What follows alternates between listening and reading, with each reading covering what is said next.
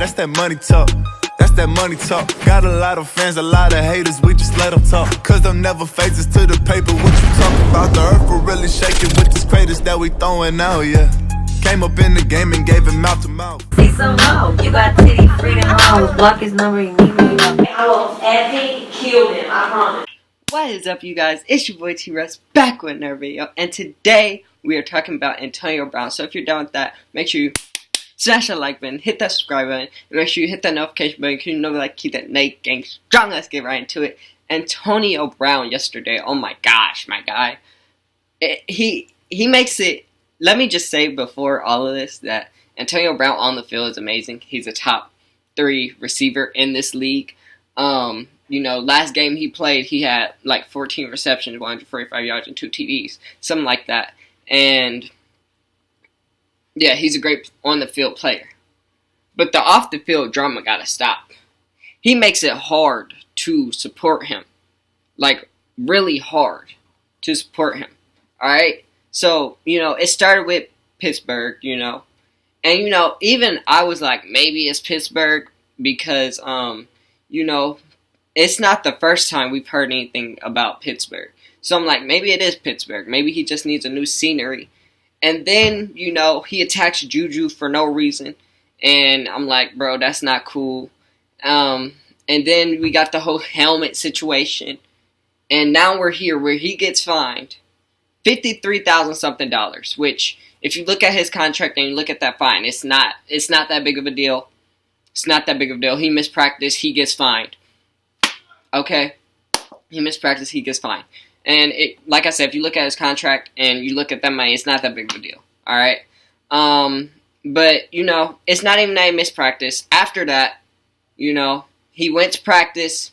He got in the GM's face. He said some cuss words. He threatened to punch the GM. And then he punted the ball and said, "Find me for that."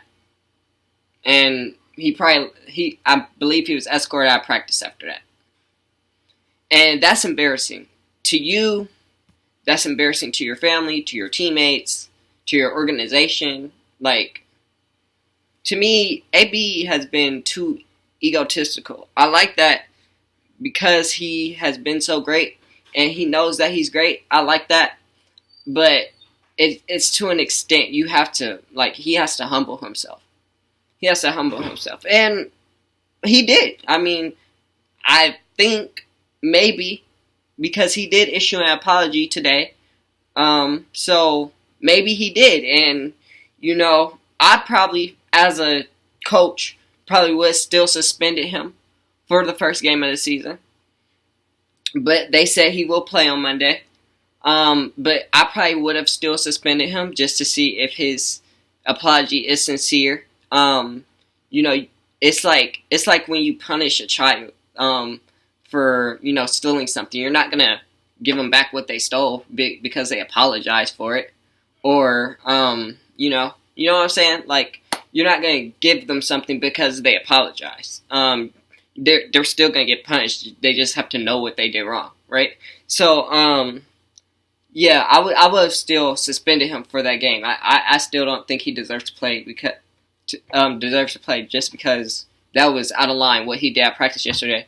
But, you know, that's their decision, and they decided to play him. It is also about winning. And they want to win, and he's definitely going to help them do that. So, you know, whatever John Gruden's decision was, which was to play him, and is to play him, you know, that's his decision. But, you know, I want to see if AB's apology is sincere. Because if it's sincere, we're not going to see him embarrass anybody like that again. We're not going to see him embarrass his teammates, his organization. We're not going to see any more drama from him from this season. Nothing about AB, unless it's good news, will be seen in the news. Alright? Or unless the media tries to twist something up. You know, because the media tries to do that sometimes. But with AB, they haven't had to. Because he's been doing it himself. But, you know, nothing should be on him. Nothing should be on him from this point forward. It shouldn't be his fault anymore. You know, people make mistakes, but he's made too many in the past few months. And honestly, before he issued that apology, I thought he was going to get released. Honestly. Like, that's honestly what I thought. Because nobody wants that on their team. No one at all. No one wants that on their team. And so, I thought he was going to get released and, blocked out this league. We've seen that happen to a couple players. And, I thought, so that's what I thought was going to happen to him. But, nonetheless, he apologized. And he is playing on Monday. Like I said, on the field, he's amazing. He just has to work on those off-the-field issues, I guess you can call them. They're not really off-the-field issues. Egotistical issues. He needs to humble himself, basically. But, I just want to talk about AB. And, I don't know what he's going through. But he needs to fix it. But football is back. Yesterday you saw the Bears on the Packers. Packers sneaked one out. I'll talk about Mr. Trubisky later. Trust me, I'll talk about Mr. Trubisky later. But, Packers squeaked one out 10-3. And I can't wait till Sunday for more games. But, that's it for this video. If you like to, make sure you smash that like button, comment, subscribe, and share with everybody you know.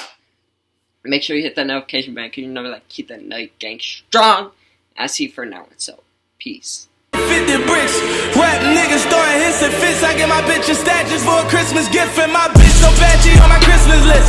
Remember, I pray really, I wish for this. To get the crib with the maid and with the picket fence. I'm with some niggas that mad, we took a risk for this. So talking risk your business, flick the wrist.